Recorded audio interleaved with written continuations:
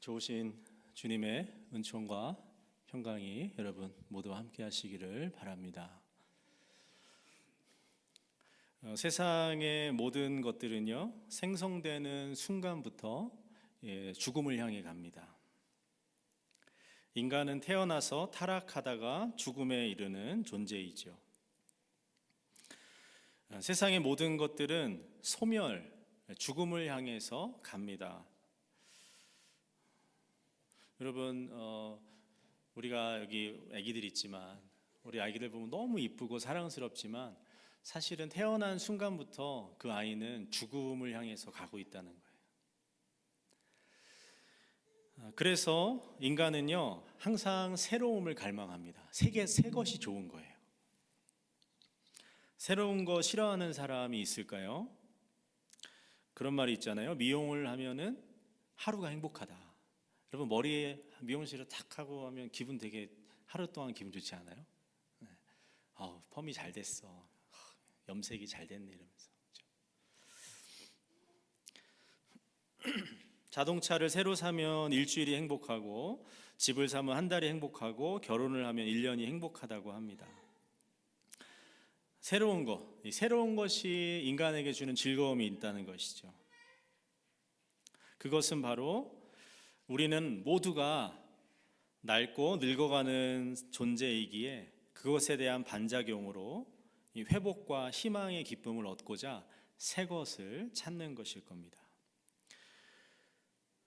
여러분, 내 인생 다시 살 수만 있다고 하면 그런 생각할 때 있잖아요. 나 정말 다시 내 인생 잘 살 수 있는데.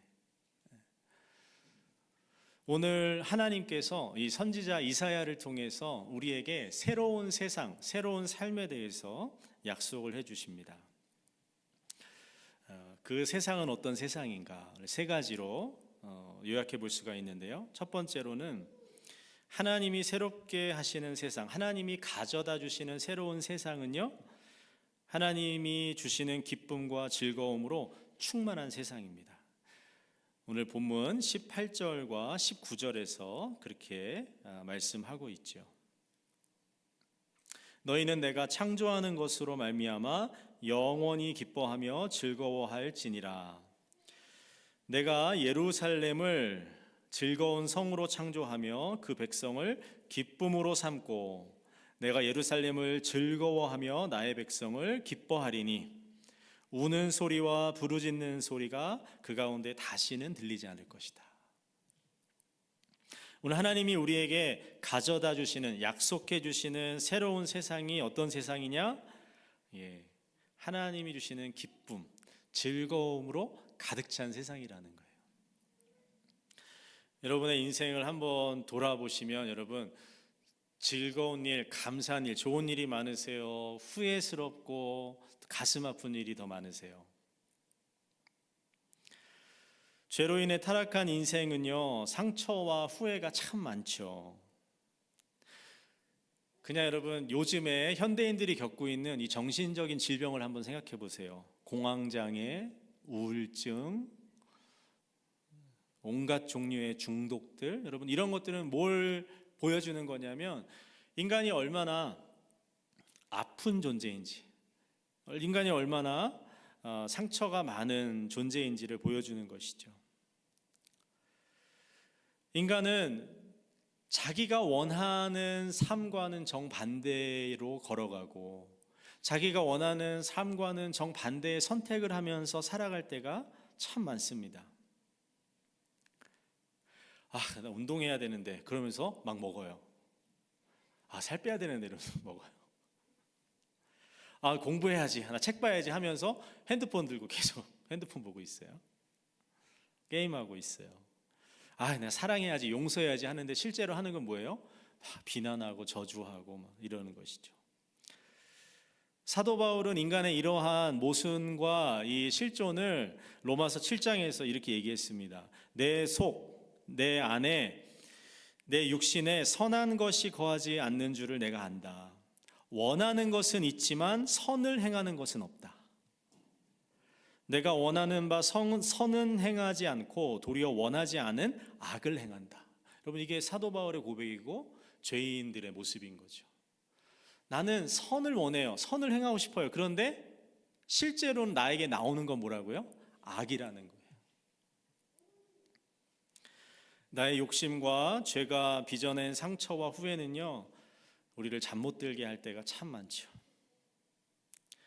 여러분, 요즘에 이불킥이라는 말이 있는데, 이불킥, 밤에 이불 덮고 자다가 갑자기 발로 이불을 뻥 차는 거예요. 이게 무슨 얘기냐면, 자려고 누웠는데 그때 그랬으면 안 되는데 하는 그 일이 떠올라가지고 자다가 이제 잠이 달아나는 그런 걸 가리키는 거거든요.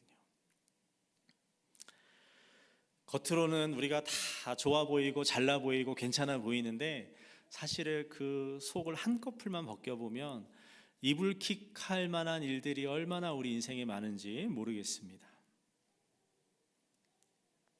잘난 사람이나 못난 사람이나 인생의 실수와 상처는요, 다 가지고 있죠.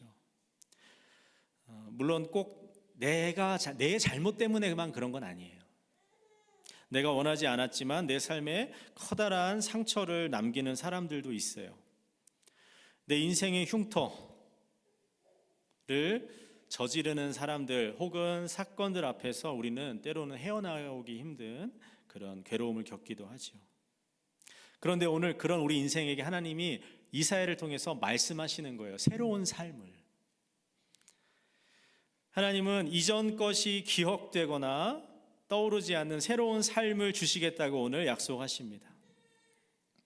나의 상처와 아픔을 하나님이 온전히 치유하시고 회복하셔서 참된 기쁨과 즐거움을 가득하게 해주시는 하나님의 은혜의 역사가 찾아오고 있다는 것을 지금 이사야는 우리에게 증언하고 있습니다. 사람은 착각해요. 죄를 지으면 그게 기쁜 줄 알고 내 욕심을 만족시키면 그게 즐거움인 줄 아는데, 그런 착각에서 우리를 건져주셔서 벗어나게 하셔서 하나님 주시는 정말 참된 영혼의 기쁨과 즐거움을 먹고 마시는 삶을 우리에게 하나님께서 주시겠다는 겁니다. 스코틀랜드의 목회자이고 저명한 그 신학자 중에서 윌리엄 바클레이라는 사람이 있습니다.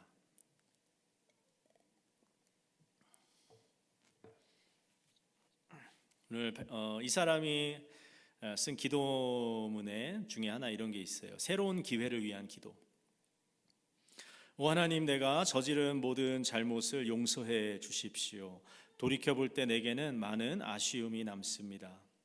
다시 한번 내게 기회가 주어진다면 훨씬 더 잘할 수 있을 것들과 다시 또 만난다면 보다 친절하고 정중한 태도로 대할 것 같은 사람들, 내가 하지 말았어야 할 것들과 해서는 안 될 말들, 내가 행하지 않은 것들과 다시는 결코 올 것 같지 않은 기회들이 생각납니다. 또다시 내게 기회가 주어진다면 반드시 행동으로 옮길 바람직한 충동이 생각납니다. 오 하나님, 내게 편한 잠자리를 허락하시고 내게 합당한 방법으로 살아갈 수 있는 능력과 은혜를 내려 주옵소서. 여러분, 이런 기도가 있습니다. 오늘 하나님께서 우리에게 이러한 삶을, 이러한 세상을 선지자 이사야를 통해 약속해 주십니다. 두 번째로 하나님이 우리에게 가져다 주시는 새로운 삶, 새로운 세상은요, 하나님이 태초에 주신 복을 온전히 누리는 세상입니다. 20절부터 23절에서 그 세상을 이야기하고 있습니다. 한국에는 이제 경험 생명표라는 게 있는데, 이게 뭐냐면 보험회사들이 그 어떤 보험 약관이나 정책을 정할 때에 참고하는 자료인데, 이 경험 생명표, 그러니까 쉽게 얘기하면 남자 여자 수명을 계산한 건데, 평균 수명을 계산한 것인데요. 남자는 한국 기준입니다. 남자는 86.3세, 여자는 90.7세랍니다. 최근의 평균입니다. 그래서 86세, 90세 정도 살다가 대부분 평균적으로 이렇게 살다가 죽게 된다는 것이죠. 근데 여러분, 이 성경을 보면은요, 노아의 홍수 이전에는요, 사람들이 몇 살까지 살았냐면 최장 산 사람은 969세를 산 사람이 있습니다. 뭐 100세 시대가 지금 됐지만 노아의 홍수 이전에는요 굉장히 장수했다는 것이에요. 모세는 시편 90편에서 인생 인근 길어야 80, 70이고 강건해야 80이다 이렇게 얘기를 하죠. 그러나 이건 평균 수명입니다. 우리 중에 아무도 언제 죽을지 알 수가 없습니다. 워낙 많은 범죄, 사건, 사고, 또 점점 심각해지는 질병으로 여러분 평균 수명을 다 누리고 가는 사람 많지 않습니다. 엄마 뱃속에서 세상에 나오지 못한 채 생명을 마치는 경우도 있고요. 여러 가지 이유로 스스로 생명을 포기하는 사람들도 허다합니다. 그런데 이런 모습은 하나님께서 세상을 창조하시고 인간을 창조하실 때 하나님 처음에 만드셨던 디자인하셨던 모습은 아니라는 거예요. 하나님이 세상을 처음 만드시고 남자와 여자를 창조하실 때는요, 인간은요 영생하는 존재였어요. 왜냐하면 하나님으로부터 무한한 생명과 은혜를 공급받아서 살아가는 존재로 지음받았기 때문에 그래요. 선악과를 따먹기 전까지만. 에덴 동산에는 이 선악을 알게 하는 나무가 있었고 생명나무가 있었는데, 생명나무 열매를 먹으면서 인간은 하나님과 영원토록 함께 살아가는 존재로 지음받았으나 하나님과 죄를 통해서 하나님과 이렇게 단절되면서 마치 나무가 땅에서 뿌리가 뽑혀서 내동댕이 쳐진 것처럼 범죄한 이후부터는 인간은요 이게 단절을 무한이 아니라 유한을 경험해야만 하는 그런 존재가 되었던 것이죠. 근데 오늘 하나님이 이사야를 통해 뭐라고 말씀하시냐면, 하나님이 가져다 주시는 세상에서는 생명의 놀라운 생명의 은혜가 있다는 것이에요. 그걸 어떻게 비유하냐면 오늘 말씀해 보면 여러분 100살은 기본이래요. 100살은. 우리 교회에서 제일 연세 많으신 성도님 몇 살이시죠? 100살은 없는 것 같은데, 그렇죠? 하나님 나라에서 100살은요 나가서 물 떠와야 된대요. 이건 뭘 상징적으로 얘기하는 것이죠. 하나님이 공급하시는 그 생명의 풍성함과 부요함을 가리키는 것이죠. 뿐만이 아니라 자기가 수고한 것의 결과를, 열매를 온전히 받게 되는 세상이 하나님이 가져다 주실 새로운 세상이라고 합니다. 여러분, 지금 우리의 삶을 생각해 보면 내가 열심히 일하지만 어떤 경우에는 내가 수고한 만큼 보상을 얻지는 못하죠. 결과를 얻지는 못하죠. 내가 정말 열심히 일하고 연구하고 했는데 잘 안 되는 경우도 있잖아요. 내가 정말 열심히 사업하고 막 했는데 사업이 잘 안 되는 경우도 있잖아요. 내가 열심히 공부했는데 성적이 안 나오는 경우도 있잖아요. 근데 하나님이 지금 말씀하시는 새로운 세상에서는 자기가 수고한 대로, 일한 대로 그대로 보상을 받는다는 거예요.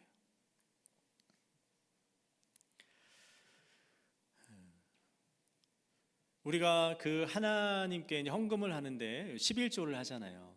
근데 11조라는 것이 이게 참 믿음이 없으면 하기 힘들어요.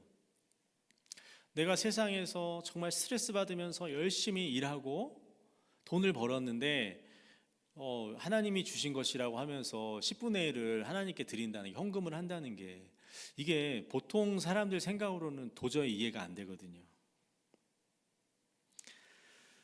왜 우리가 11조를 하면서 헌금을 하면서 내가 가진 모든 소유가 하나님의 것이다 라고 고백을 하냐면, 여러분, 내가 물론 일해서 돈을 벌고 월급을 받고 얻었지만 우리 믿음의 사람들의 시각은 뭐냐면, 내가 열심히 일하고 내가 열심히 노력해서 그 결과를 얻을 수 있게 된 것이 하나님의 은혜와 도우심이 있어서 가능하다라는 게 고백인 거예요. 농부가 새벽부터 밭에 나가서 열심히 일해요. 그래서 이제 추수를 막 기대하고 막 과일이 아주 주렁주렁 열리고 쌀이 보리가 아주 잘 익었는데 갑자기 태풍이 와서 지나가면서 한 해 농사를 다 망쳐버렸어요. 그래서 거둘 게 아무것도 없어요. nothing이에요, nothing. 그런데 하나님이 내가 열심히 일하고 농사 지었는데 풍성하게 거두게 해주셨다는 거예요. 나의 일하는 것을 지켜주시고 도와주셔서. 내가 열심히 한 달 동안 일해서 월급 받았어요. 그런데 교통사고 나가지고 내 월급보다 5배, 10배 돈이 더 나가게 생겼어요. 그래서 우리는 어떻게 보면 당연하게 생각하는 것들이지만, 그러나 그 배후에는 하나님의 은혜가 있었다. 그 믿음으로 하나님께 드리는 게 11조이고 헌금인 겁니다. 하나님께서 오늘 나의 삶을 다스려 주시고 섭리해 주시고, 그래서 내가 수고한 대로 그 열매를 거두게 해 주셨다. 수고한 대로 우리에게 은혜와 복을 주시는 그 하나님께서 우리에게 그러한 세상을 지금 약속해 주고 계시는 것입니다. 마지막으로 하나님이 우리에게 가져다 주실 새로운 세상은 어떤 세상이냐? 참된 평화가 이루어지는 세상입니다. 24절과 25절에서 그 평화의 세상을 어떻게 묘사를 하냐면, 이리와 어린 양이 함께 먹는데요. 여러분, 늑대와 어린 양은 서로 이렇게 잡아먹기는 거예요. 약육강식, 그렇죠? 그런 관계인데, 하나님이 우리에게 가져다 주시는 세상에서는 이리와 어린 양이 함께 논대요.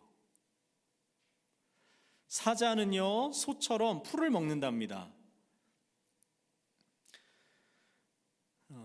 이것은 무엇을 상징적으로 보여주는 것이냐? 하나님의 평화가, 샬롬이 완벽하게 이루어지는 세상을 보여주는 것이에요. 가정에서, 교회에서, 직장에서, 세상에서 우리는 온갖 갈등에 서로 시달리잖아요.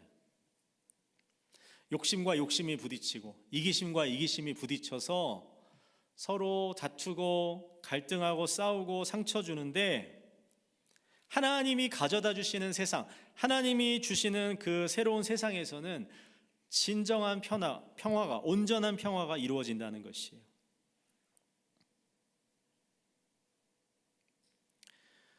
대통령 선거가 이제 끝나긴 했지만, 그렇죠? 항상 이 갈등이 있잖아요. 정치적인 신념이 다르고 이념이 다르고, 또 어떤 일들에 대해서 각자가 가지고 있는 그 해법이 다르고. 여러분, 교회에서, 세상에서, 어디에서나 항상 이 갈등이 존재하는데, 근데 하나님이 우리에게 가져다 주시는 세상에서는요, 누가 누구를 일방적으로 억압하거나 억누르거나 착취하거나 그러는 세상이 아니라 평화의 세상이 이루어진다는 것입니다.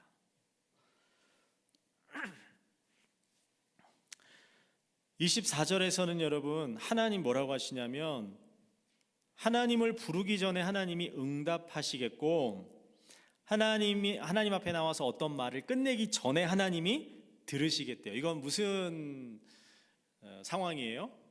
하나님과의 관계가 너무 막힘이 없어서 하나님과의 그 소통이 아주 잘 이루어지고 있는 그런 모습인 것이죠.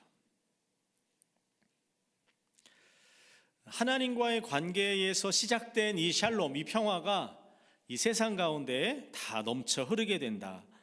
이것이 오늘 하나님이 우리에게 약속해 주시는 새로운 삶, 새로운 세상입니다. 우리의 본성은 항상 나를 앞세우죠. 내가 중요하고, 내가 내 배를 먼저 채워야 되고, 내가 잘 돼야 되고, 내 자식이 잘 돼야 되고, 항상 인간은 나 중심적인 삶을 살게 되는데, 그러한 본성이 바뀐다는 거예요. 하나님이 가져다 주시는 세상에서. 사자가 풀을 먹는다는 것은 입맛이 바뀐다는 것이고 그 본성이 바뀐다는 것인데, 인간의 그 악하고 이기적인 본성이 바뀐다는 거예요. 하나님이 가져다 주시는 세상에서요. 우리의 이 아까 사도 바울이 얘기했던 원하는 것은 행하지 않고 원치 않는 일만 계속해서 만들어내는, 반복하는 우리의 모습이 거룩하게 바뀌어서 성화를 지나 영화에 이르게 되는 그 일들이 오늘 하나님이 약속하시는 세상에서 이루어진다는 것입니다. 사랑으로 서로를 섬기는 그 섬김만 존재하는 그런 세상이 우리에게 올 거라는 것이에요. 돈이나 힘이나 두려움으로 강제하는 가짜 평화가 아니라 하나님이 태초에 창조하신 그 모습이 그대로 회복되는 평화가 마침내 올 것이라는 겁니다. 오늘 이사야가 말하는 여러분, 이 세상은 그러면 어떻게 우리에게 찾아올까요? 죄악으로 망가진 이 세상, 교회, 가정, 나의 인생, 어떻게 그러면 하나님은 이런 우리의 인생에 새로운 세상을 가져다 주실까요? 그것은 바로 예수 그리스도를 통해 성령 안에서 그 세상이 우리에게 임한다는 겁니다. 예수님의 십자가는 죄로 인해 망가진 모든 세상을 회복하는 정말 백신과 같은 것이에요. 십자가의 복음은 모든 믿는 사람에게 영생을 주시는 하나님의 능력이 되시죠. 성령은 예수님을 믿는 사람들을 새 피조물로, 새로운 존재로 바꾸어 주신다는 거예요. 하나님은 예수 그리스도를 통해 성령 안에서 이사야가 말한 이 세상을 우리에게 가능하게 해주시고 그 세상을 우리에게 열어주시고 그 세상으로 우리를 들어가게 하신다는 거예요.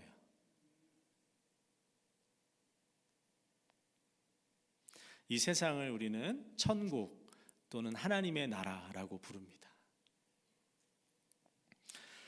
이사야가 지금 전하는 이 하나님의 나라는요, 오늘 우리에게 말씀과 성령 안에서 경험되어지는 하나님의 다스림입니다. 그리고 이것은 예수님의 재림 때에 완벽하게 완성될 것이에요.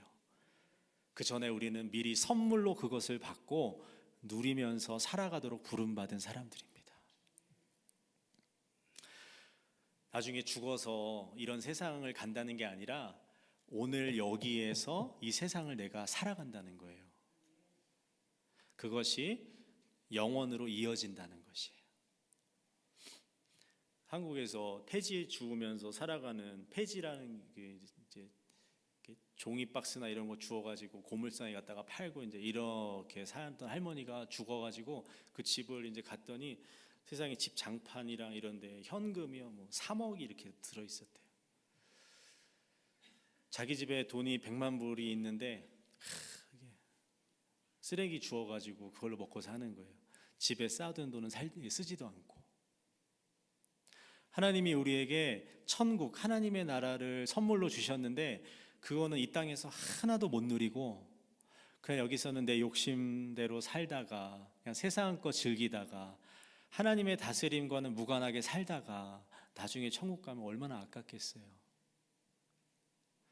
하나님은 오늘 우리에게 이 세상에서 하나님이 지금 약속하시는 이 나라를 누리며 살아가래요. 말씀과 성령 안에서.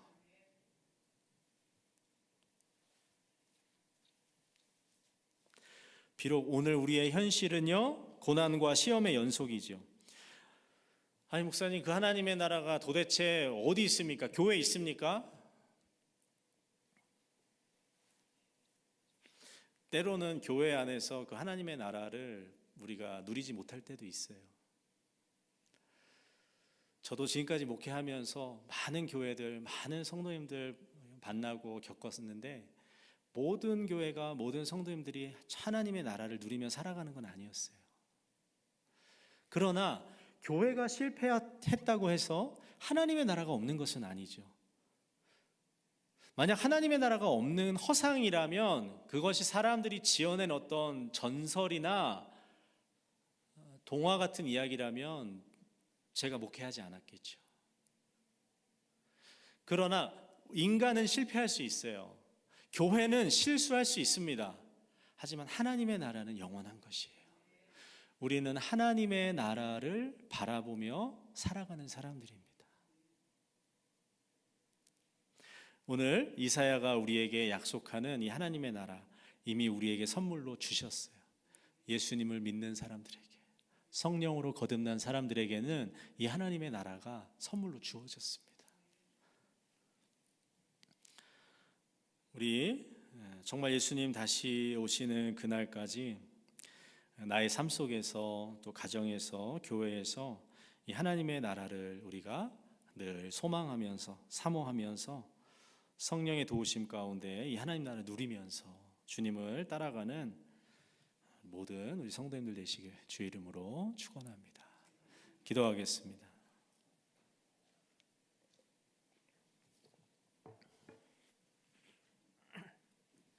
오늘 이사야를 통해서 우리에게 보여주시는 하나님 나라에 대한 하나님이 우리에게 주실 새로운 삶, 새로운 세상에 대한 이 환상을 그저 하나님 먼 훗날의 것으로만 치부하지 않게 해주시고 오늘 나의 삶에서, 나의 직장에서, 나의 가정에서, 교회에서 이 하나님 나라를 누리며 경험하며 이루어가는 우리 모두가 되게 주옵소서. 예수님의 이름으로 기도드립니다. 아멘. 잘 일어나